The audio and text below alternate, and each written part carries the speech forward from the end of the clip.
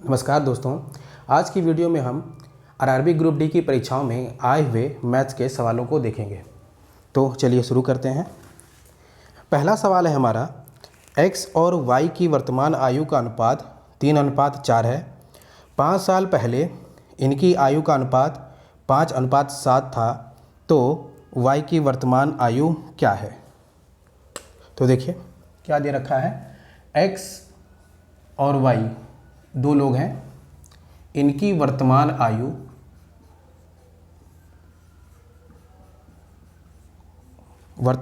का अनुपात 3:4 और 5 साल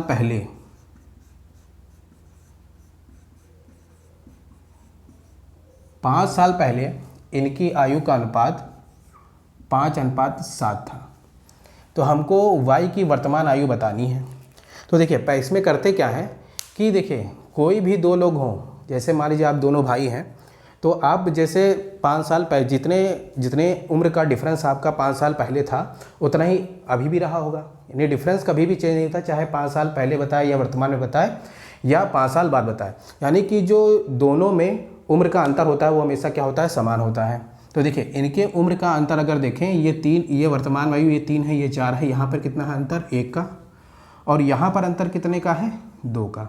जबकि दोनों का अंतर क्या होना चाहिए, समान होना चाहिए। तो समान करने के लिए यहाँ पर 2 है तो इसको भी हम क्या कर लेते हैं, 2 कर लेते हैं। इस एक को 2 से गुणा अगर करेंगे तो ये क्या हो जाएगा 2। अगर इसको 2 से गुणा किया है तो इसको भी हमें 2 से गुणा करना होगा और इसको भी हमें 2 से गुणा करना होगा। तो ये कितना हो जाएगा 3 दूनी 6 और ये कितना हो जाएगा 4 दूनी 8 हो जाएगा।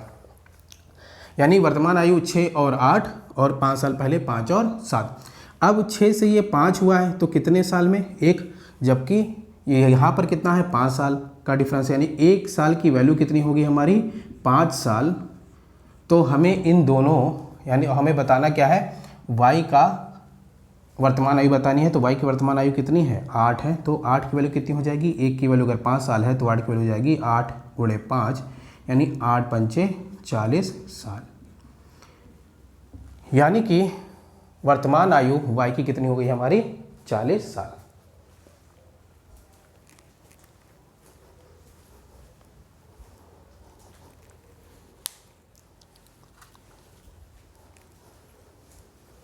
देखिए अगला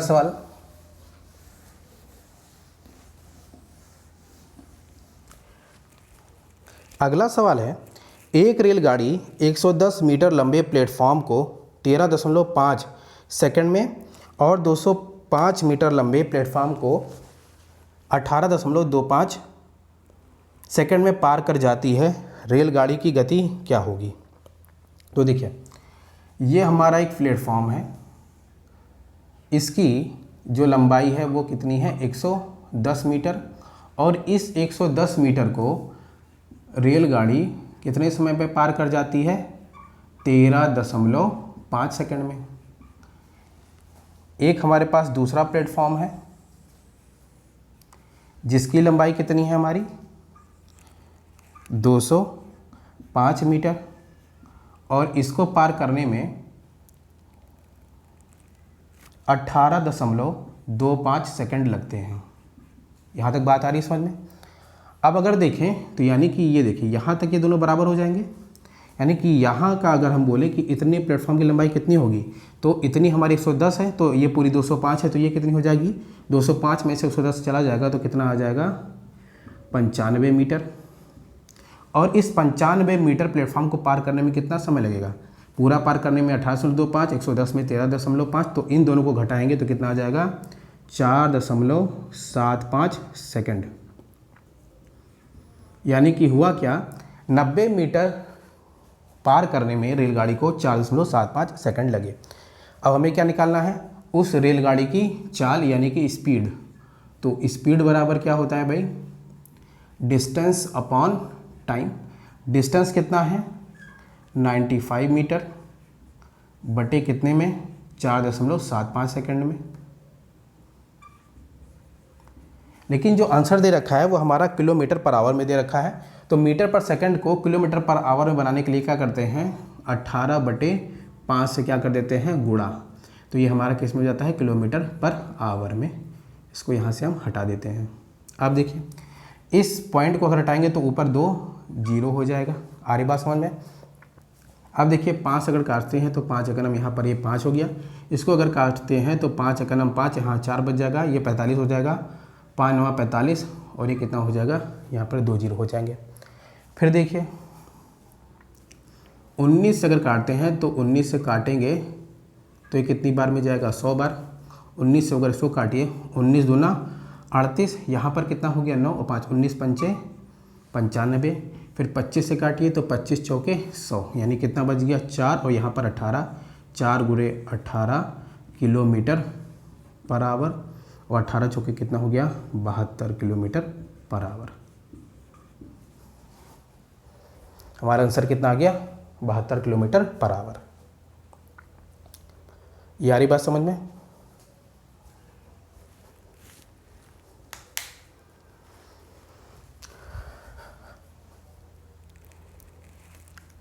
अगला सवाल है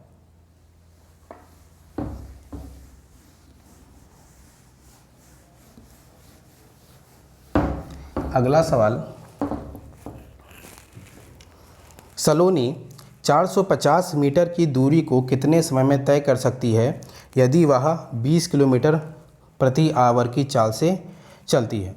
अब देखिए इस सवाल में जो ऑप्शन दे रखा है वो एक दे रखा है 3 मिनट, दूसरा हमारा ऑप्शन दे रखा है 81 सेकंड, तीसरा हमारा आंसर दे रखा है 320 सेकंड और डी ऑप्शन दे रखा है हमारा 102 सेकंड। यानी मिनट और सेकंड में हमें आंसर निकालना है। यहाँ पर देखिए यानी हमें क्या निकालनी है, चाल से चलती है तो हमें समय बताना है। डिस्टेंस बराबर क्या होता है, स्पीड इनटू टाइम, या क्या कहें दूरी बराबर क्या होता है हमारा, चाल गुणे समय।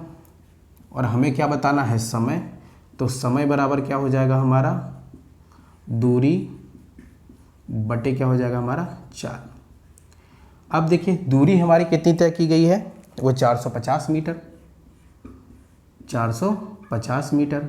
और चाल किस चाल से, ये 450 मीटर की दूरी तय किया गया है 20 किलोमीटर पर आवर को।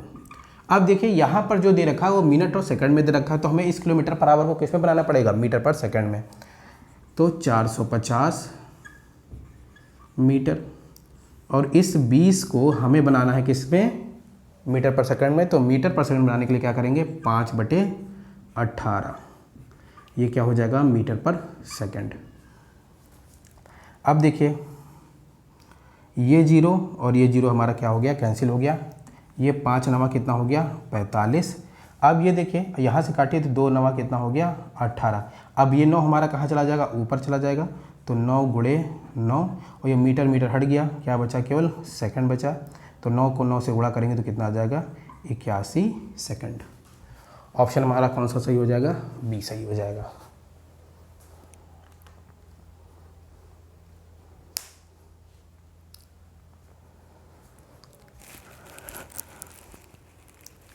अगला सवाल दे रखा है, यदि लड़के रुपए 750 में 5 दिन,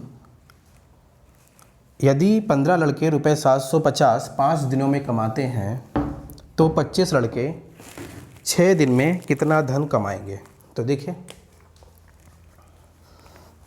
एक आपने सुना होगा M1 D1 H1/W1 बराबर M2 D2 H2/W2। इसी पर यह सवाल लगा हुआ है। 15 लड़के, अब यहाँ पर 15 लड़के 5 दिनों में कितना रुपया कमाते हैं,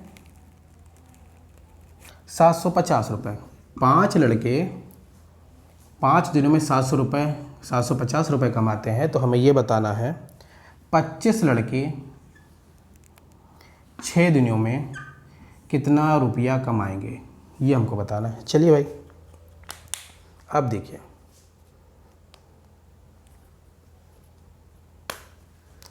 पाँच से काटते हैं तो 5 का नाम 5, ये काटेंगे तो 50 25, फिर 8 से काटेंगे तो 5 से कितना हो गया हमारा ये 15। 3 से 3 एक कलम 3, 3 दूनी हमारा कितना हो गया 6, यानी कि क्या बच गया 1 बटे हमारा 750 बराबर कितना हो गया 2 बटे हमारा रुपया जो कमाएगा। इस रुपये को क्रॉस मल्टीप्लिकेशन अगर करें तो रुपया इधर आ जाएगा हमारा, और ये कितना 2 गुणे कितना हो जाएगा हमारा 750, और 750 का दुगुना कितना होता है हमारा 1500 रुपये। ये हमारा क्या हो जाएगा आंसर हो जाएगा।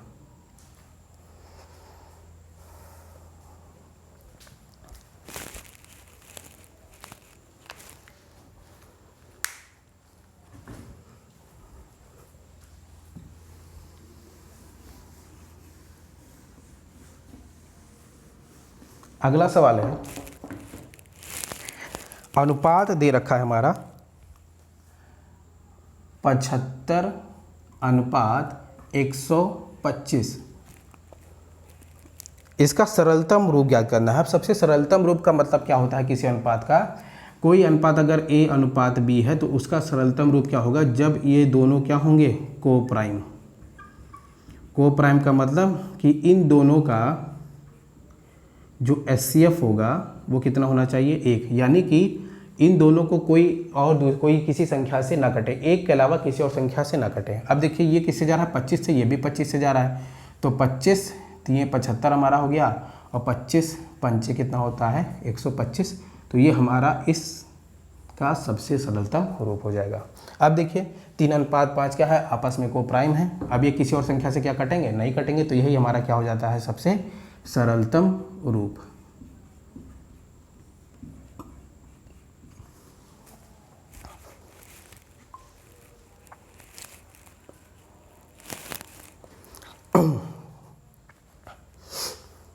अगला सवाल है,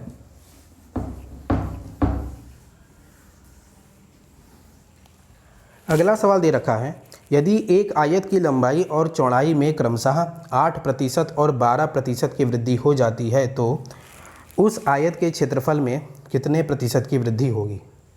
तो देखिए आयत का जो क्षेत्रफल होता है वो होता है क्या? लंबाई गुणे चौड़ाई। यानी कि देखिए परसेंटेज में एक होता है कि अगर कोई हमारे पास कोई भी नंबर है a इंटू बी, इस तरह का कोई प्रोडक्ट से ये नंबर आ रहा है, तो इसका जो होता है परसेंटेज चेंज वो होता है क्या? x plus minus X plus minus Y plus minus X Y upon 100, और ये पूरा का पूरा क्या हो जाएगा हमारा परसेंटेज हो जाएगा। ठीक, अब यहाँ पर इसको अगर ये x होगा तो ये हमारा क्या हो जाएगा y। ठीक, तो अब इससे तो हम देख सकते हैं कि कितना होगा।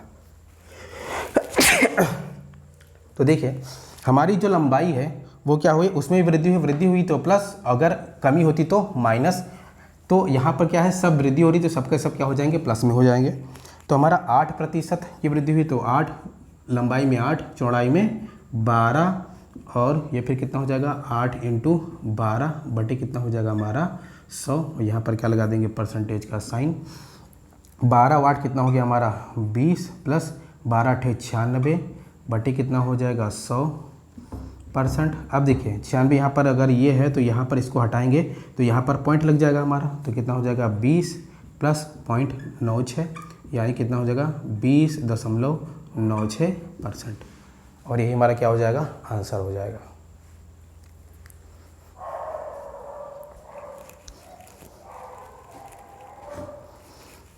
देखिए अगला सवाल, आ रही बात समझ में? अगला सवाल देखते हैं। अगला सवाल हमारा दे रखा है,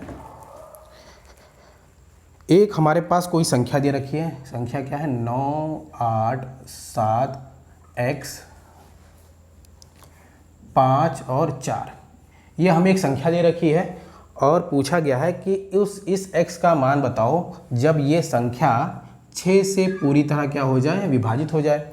अब देखिए 6 के विभाजित होने के लिए क्या चाहिए कि वो संख्या, अगर कोई भी संख्या है हमारे पास, कोई भी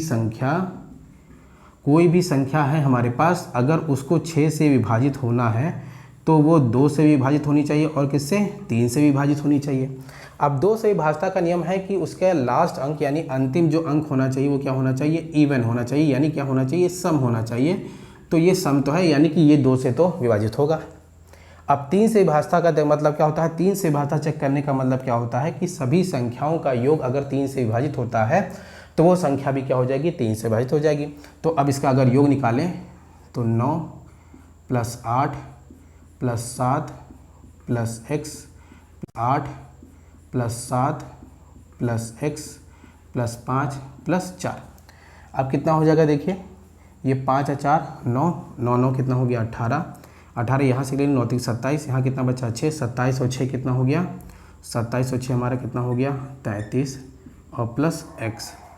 अब x में देखिए यहाँ पर जो ऑप्शन दे रखा है हमारे पास, जो ऑप्शन है a वो 1, b जो ऑप्शन दे रखा है वो हमारा 3, c हमारा ऑप्शन दे रखा है और d हमारा दे रखा है कितना 5।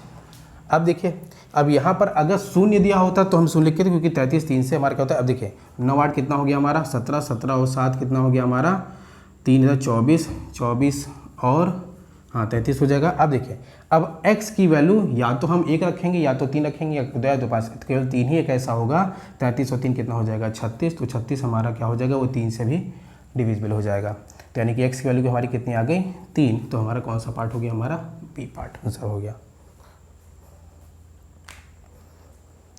अब देखिए इस 3 से विभाज्यता का एक नियम और क्या करते हैं, उसको और इससे तेज़ी से हो जाता है। क्या करते हैं, जो देखिए जो भी आपको 3 का मल्टीपल दिखाई दे उसको हटा दीजिए। जैसे 9 3 का मल्टीपल है ये जाएगा, फिर देखिए 5 4 9 ये भी कट जाएगा। यहाँ से एक उधार ले लें तो 8 1 9 ये भी कट जाएगा, यहाँ 6 बचा ये भी कट जाएगा, यानी बचा केवल अब x। अब x की वैल्यू क्या होनी चाहिए, वो 3 की मल्टीपल होनी चाहिए, चाहे या तो 0 हो सकती है, 0 ऑप्शन में है नहीं, तो क्या हो जाएगा 3। हमारा आंसर कितना हो जाएगा 3। आ रही बात समझ में।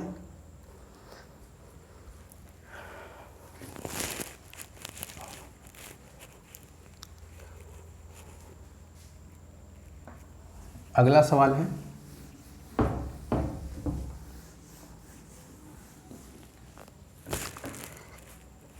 एक पुस्तक को ₹25.65 में बेचने पर एक व्यापारी 5% की हानि होती है। यदि वह इसे ₹31.05 में बेचे तो उसका लाभ या हानि प्रतिशत ज्ञात करना है। तो देखिए हमेशा जो हमारा क्रय मूल्य या CP जो होता है वो कितना होता है हमारा 100%। अगर प्रॉफिट में बेचा जाएगा जितने परसेंट में, तो हमारा SP क्या, SP में उतना ही परसेंट जुड़ जाएगा, 100 में उतना ही परसेंट जुड़ जाएगा। अगर लाभ होता तो हमारा SP में प्लस हो जाएगा, और अगर हानि होगी तो हमारे SP में क्या हो जाएगा, उतना ही माइनस हो जाएगा।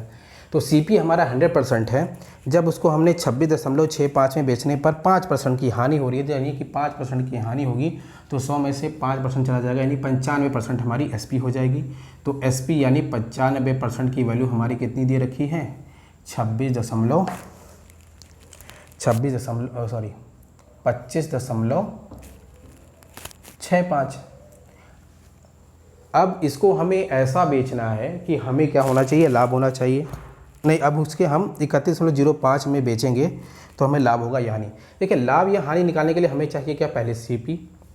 तो CP हमारा कितना है 100%, तो 95% की वैल्यू इतनी है, तो 100%, यानी कि ये क्या हो जाएगा हमारा CP कितना होगा 25.65 गुणे 100 बटे कितना हो जाएगा 95%। परसेंट हमारा कैंसिल हो जाएगा।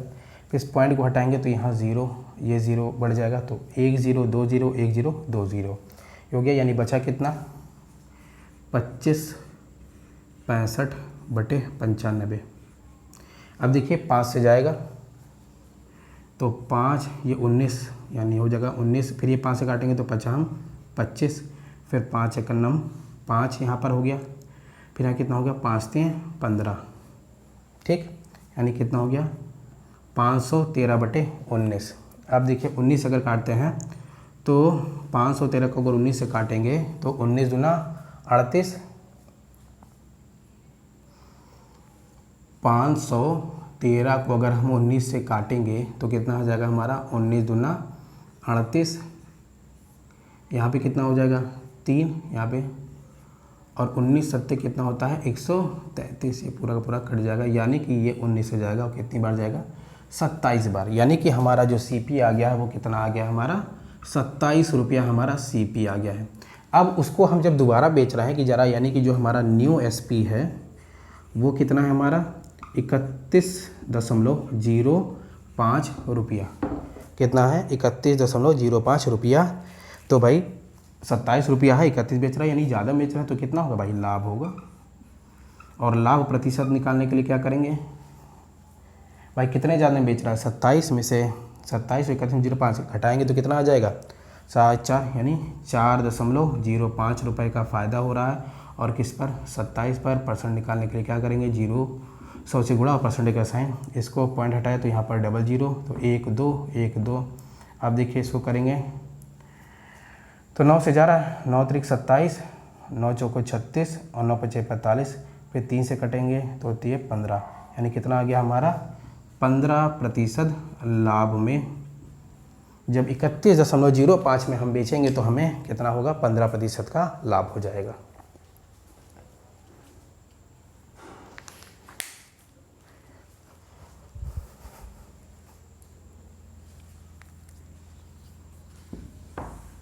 अगला सवाल,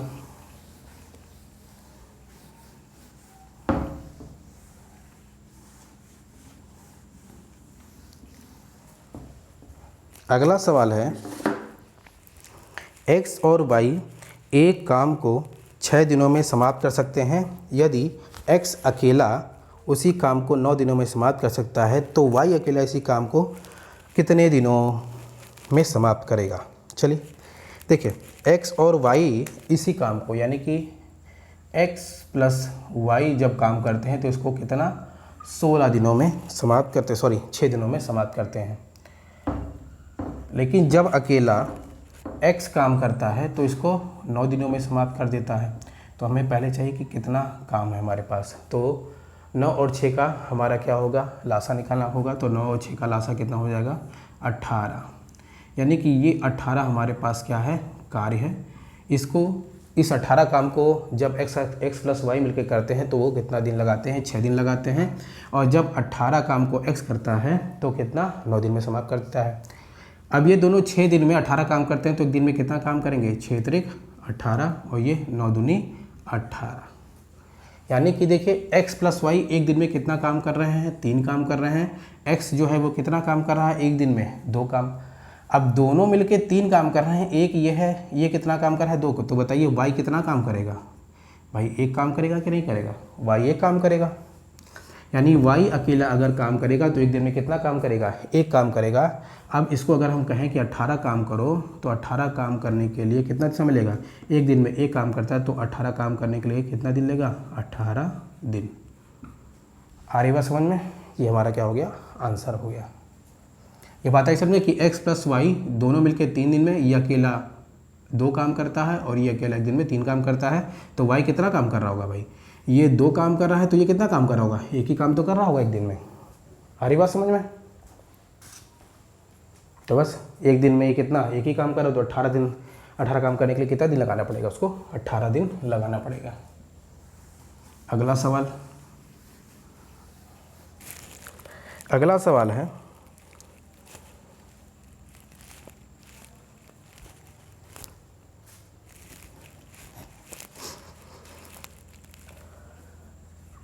(108) डिवाइडेड बाई 35 माइनस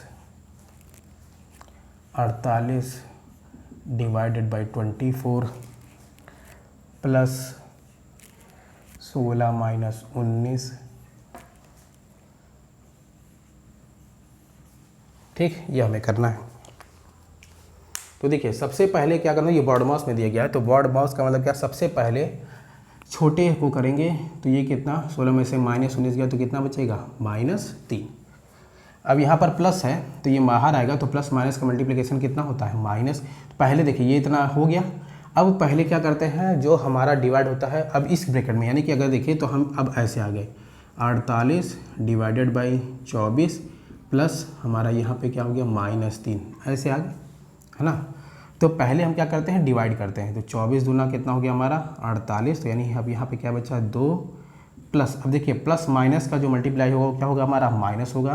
तो 2 माइनस 3, 2 माइनस 3 का मतलब कितना हो गया, -1। यानी कि इतने का जो हो गया हल करने पर वो हमारा कितना आ रहा है, -1 आ रहा है। ठीक, अब इतने का -1 है तो यहाँ पर देखिए फिर ये माइनस और माइनस क्या हो जाएगा हमारा, प्लस हो जाएगा।